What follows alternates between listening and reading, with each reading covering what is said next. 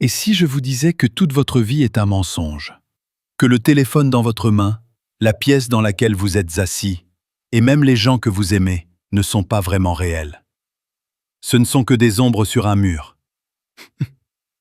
Vous pensez probablement que cela ressemble au scénario de Matrix ou d'un film de science-fiction sur la vie dans une simulation informatique. Mais ce n'est pas le cas. Ceci est un avertissement écrit il y a 2400 ans. Il a été écrit par un homme qui a découvert la terrifiante vérité sur la réalité humaine bien avant que l'électricité ou les ordinateurs n'existent. Ils veulent vous faire croire qu'il n'était qu'un vieux philosophe ennuyeux. Une statue dans un musée. Un nom poussiéreux dans un manuel scolaire. Ils vous mentent. L'homme que vous connaissez sous le nom de Platon n'était pas un érudit fragile. C'était un radical. C'était un lutteur. C'était un fugitif. Et il a été le premier homme de l'histoire à se débrancher de la simulation. Aujourd'hui, nous allons regarder au-delà des statues de marbre et des conférences ennuyeuses. Nous allons plonger dans la vie folle, violente et tragique de l'homme qui a tout changé. Commençons par le premier mensonge qu'on vous a raconté. Son nom. Son nom n'était pas vraiment Platon.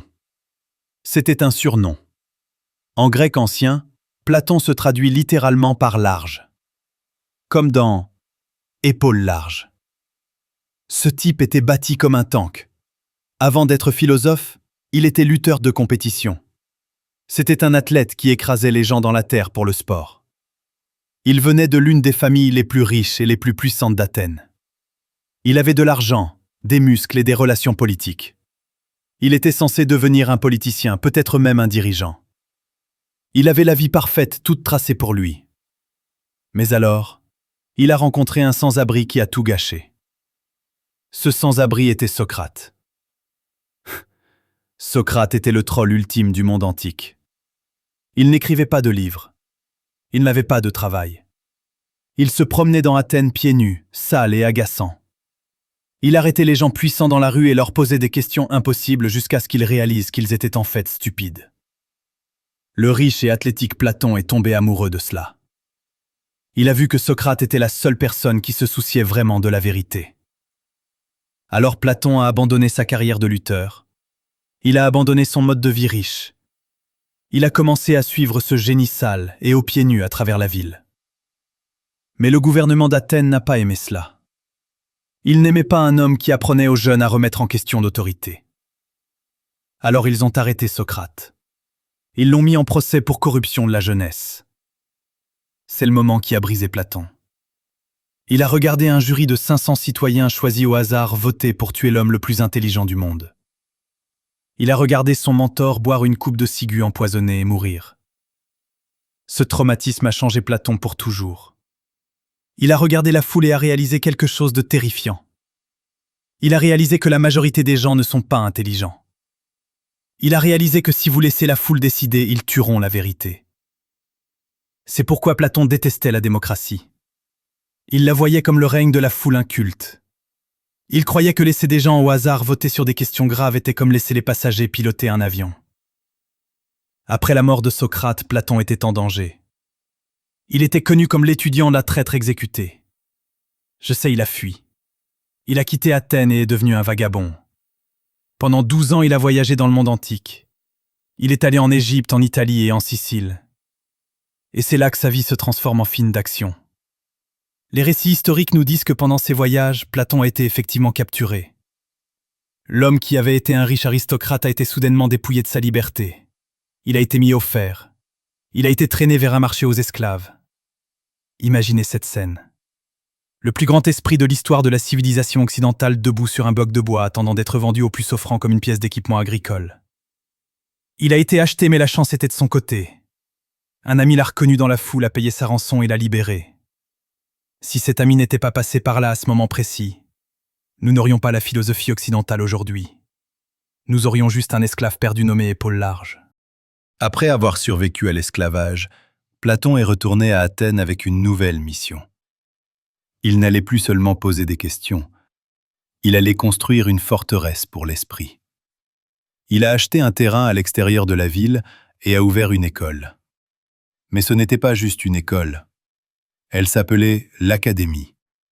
C'était la première université du monde occidental. C'était un endroit où l'on pouvait étudier les mathématiques, l'astronomie et la biologie. C'était l'endroit où il a écrit son chef-d'œuvre, La République. Et à l'intérieur de ce livre se trouve l'idée la plus effrayante qu'il ait jamais eue.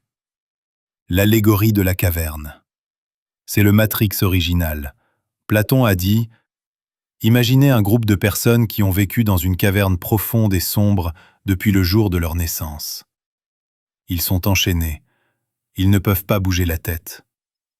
Tout ce qu'ils peuvent voir est le mur blanc devant eux. Derrière ces prisonniers, il y a un feu qui brûle. Et entre le feu et les prisonniers, il y a une passerelle. Des marionnettistes marchent le long de cette passerelle en tenant des objets. Des oiseaux en bois, des arbres en pierre, des découpes de personnes. Le feu projette les ombres de ces objets sur le mur devant les prisonniers. Les prisonniers regardent les ombres bouger. Il leur donne des noms. Ils voient une ombre d'oiseau et ils disent « Regarde, c'est un oiseau ». Ils pensent que les ombres sont réelles. Ils pensent que les ombres sont le monde entier. Parce qu'ils n'ont jamais rien vu d'autre. Platon dit « C'est nous. Nous sommes les prisonniers. Le monde que vous voyez à travers vos yeux n'est qu'une ombre. Les notifications sur votre téléphone ? Des ombres. Le cycle d'actualité qui vous met en colère ? Des ombres. La poursuite de l'argent et de la célébrité ? Juste des ombres sur le mur d'une caverne. Mais alors, Platon demande, que se passe-t-il si un prisonnier s'échappe ? Que se passe-t-il s'il brise ses chaînes et rampe hors de la caverne ? Au début, la lumière du soleil brûlerait ses yeux. Ce serait douloureux. Il serait terrifié. Il voudrait courir retourner vers l'obscurité confortable de la caverne. Mais finalement, ses yeux s'ajusteraient. Il verrait de vrais arbres, de vrais oiseaux et le soleil réel. Il réaliserait que toute sa vie avait été une hallucination. Mais voici la partie tragique. Platon dit que si ce prisonnier évadé retournait dans la caverne pour sauver ses amis, il ne le croirait pas. Il se moquerait de lui. Il dirait qu'il est fou. S'il essayait de les forcer à partir, il pourrait même le tuer. Tout comme ils ont tué Socrate. Platon essayait de nous dire que se réveiller est douloureux.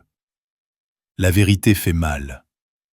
La plupart des gens préfèrent le mensonge confortable à la vérité difficile.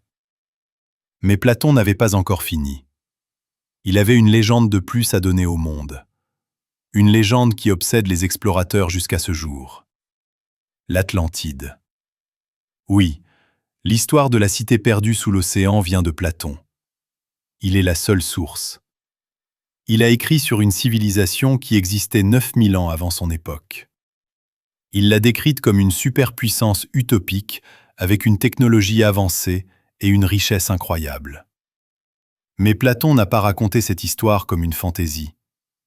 Il l'a racontée comme un avertissement. Il a écrit que les habitants de l'Atlantide sont devenus avides. Ils sont devenus arrogants. Ils ont cessé de se soucier de la sagesse et ont commencé à se soucier du pouvoir. Et à cause de cette corruption, les dieux les ont punis. En un seul jour et une seule nuit de malheur, l'île de l'Atlantide s'est effondrée dans la mer et a disparu pour toujours. Pendant des siècles, les gens ont pensé que Platon inventait juste une métaphore pour ses théories politiques.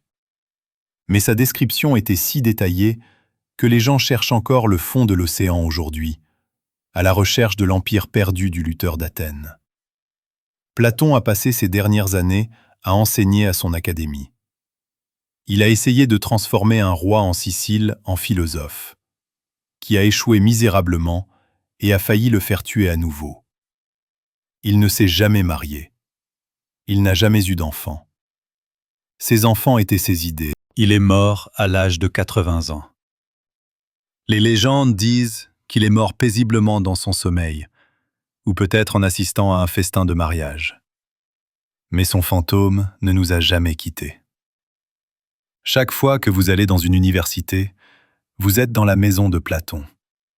Chaque fois que vous parlez de justice ou d'amour, ou de réalité, vous utilisez le vocabulaire de Platon.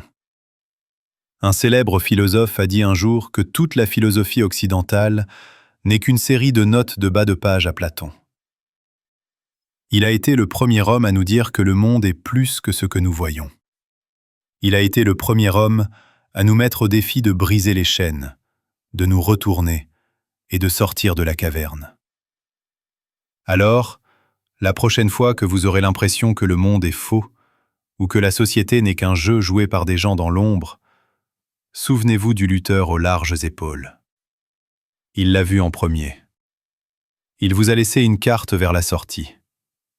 La question est, êtes-vous assez courageux pour la suivre? Ou êtes-vous à l'aise à regarder les ombres sur le mur? Merci d'avoir regardé. Si vous voulez prendre la pilule rouge, fracassez ce bouton « J'aime ». Si vous voulez rester dans la simulation, continuez à scroller. Je me tire.